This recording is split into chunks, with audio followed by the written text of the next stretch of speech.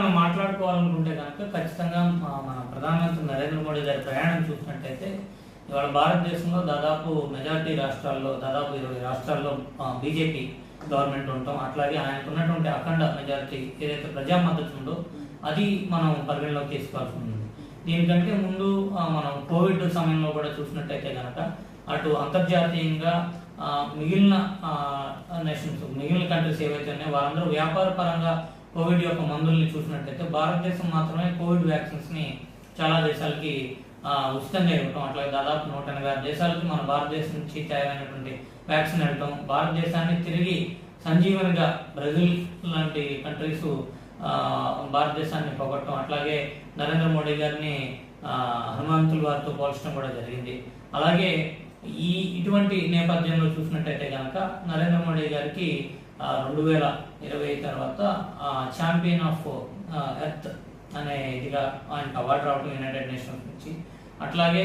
United states నుంచి కూడా legend of unity అనేది, అట్లాగే లెజెండ్ ఆఫ్ మెరిట్ అనేది, అలాగే ఫ్రాన్స్ నుంచి లెజెండ్ ఆఫ్ ఆనర్ అనేది 2023లో, అట్లాగే పలు దేశాల నుంచి సౌదీ అరేబియా కానివ్వండి, అట్లాగే గ్రీస్ కానివ్వండి, భూటాన్ కానివ్వండి, ఇవన్నీ కూడా ఇటీవల రష్యా నుంచి కూడా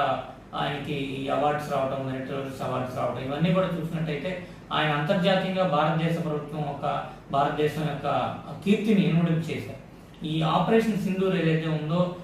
అట్లాగే గతంలో కూడా మనం చూసినట్టయితే చాలా ఆపరేషన్స్ జరిగినాయి. అవన్నీ కూడా మనం చూసినట్టయితే కనుక ఖచ్చితంగా భారతదేశం వాళ్ళ ఒక ప్రభావవంతమైన శక్తిగా మిగిలిన దేశాలను కూడా గుర్తించాయి. ఎప్పుడు కూడా ప్రెసిషన్ తో స్ట్రైక్స్, గతంలో కూడా సర్జికల్ స్ట్రైక్స్ చేయడం, అట్లాగే ఈసారి ఈ ఆపరేషన్ సింధూర్ లో కూడా ఎక్కడైతే మహిళల్ని ముందు పెట్టి ఎయిర్ ఫోర్స్ లో వాళ్ళని ముందు పెడతాం, అట్లాగే ప్రతి డెసిషన్ కూడా కన్సల్టేటివ్ గా ఎక్స్పర్ట్స్ ఎవరైతే ఉన్నారో వారి దాని మీద ముందుకెళ్ళటం, ఒపీనియన్ మీద, అట్లాగే అంతర్జాతీయంగా కూడా మద్దతు కూడబెట్టుకుని ఈ దాడులు చేయడం, ఈ ప్రెషర్తో కూడిన దాడులకి ఇవాళ ఒక బృందం